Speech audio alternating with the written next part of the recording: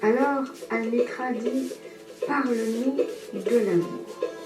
Il leva la tête et regarda la foule sur laquelle un grand silence s'était abattu. D'une voix assurée, il dit « Quand l'amour vous fait signe, suivez-le, bien que ses chemins soient raides et ardus. Et quand il vous enveloppe de ses ailes, cédez-lui, même si l'épée cachée dans ses ailes vous blesse.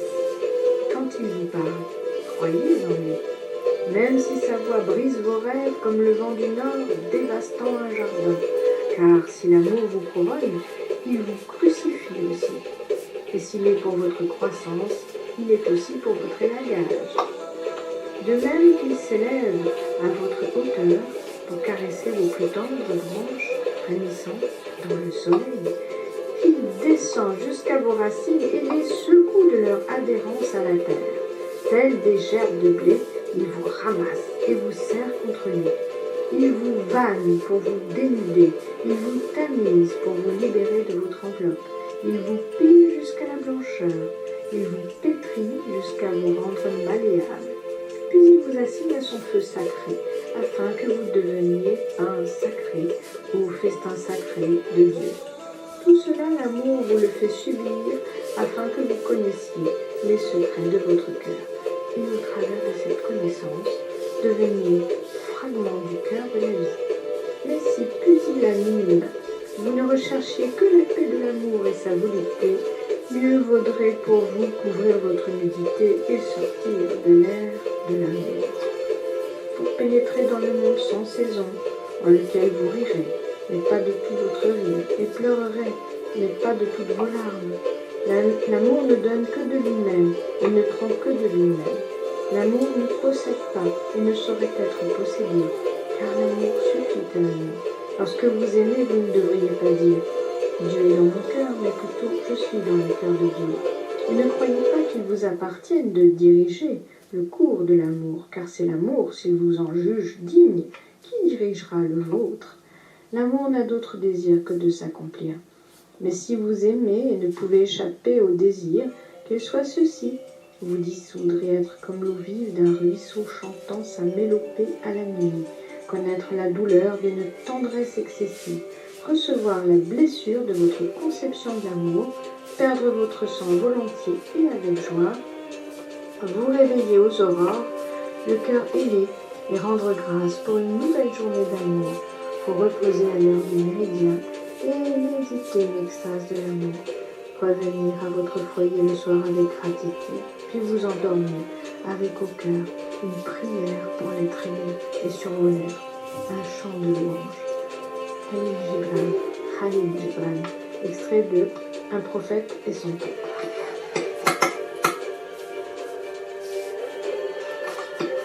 Au mois de septembre, texte numéro 2. Ah, on commence. Texte numéro 2. Au mois de septembre de l'année 2013, à Langogne-sur-Mer, j'ai écrit Osiris et Isis en soi. Ma mémoire et certains de mes souvenirs étaient comme un puzzle éparpillé dont il manquait des pièces, mais je les ai retrouvées. Maintenant que j'ai réussi à rassembler ces morceaux de mon histoire, je suis comme Isis qui assiste à la résurrection d'Osiris. Les écrans que formaient la peur et la colère s'effacent comme des nuages qui se désagrègent devant le soleil pour que soit baigné de lumière un amour inconditionnel et indestructible. Réconciliation, réparation de la confiance, c'est ce que l'amour dans mon cœur me demande. Je commence à entrevoir comment mettre la raison au service du cœur et à me rendre compte que pendant extrêmement longtemps, je contraignais mes sentiments à s'assujettir au mental. Pour beaucoup de gens, c'est le besoin d'être aimé qui oriente le choix d'un objet du désir. Et lorsque cet objet refuse de leur procurer les satisfactions dont ils sont en manque, l'attirance qu'il exerce sur eux cesse. et ils partent en quête d'un nouvel objet. L'amour vrai et profond est inconditionnel. Il se moque des frustrations. Frugal, il est capable de subsister dans les milieux les plus arides et les plus hostiles, comme certaines plantes que l'on ne trouve que dans les déserts. Aimer n'est pas un combat, un vœu, un rêve. C'est un art de vivre. Aimer devient plus délicieux que d'être aimé. Aimer devient plus fort et plus important que d'être aimé. Que mes sentiments soient écrits, que je les efface, les déchire, les brûle ou les enferme, ils n'en finissent jamais de venir du fond de moi, comme d'une corne d'abondance. L'amour rencontre des peurs qu'il traverse sans que cela ne l'affecte, qu'il soit perceptible par ma conscience ou pas. Il est là. Aimer sans perdre la raison et raisonner sans que l'amour ne s'efface est possible. Mon cœur sait, perçoit, a cette faculté spéciale que mon esprit n'a pas. Le cœur a son propre savoir et la raison, quand le mental est humble et qu'il veut apprendre, reconnaît et respecte cette connaissance.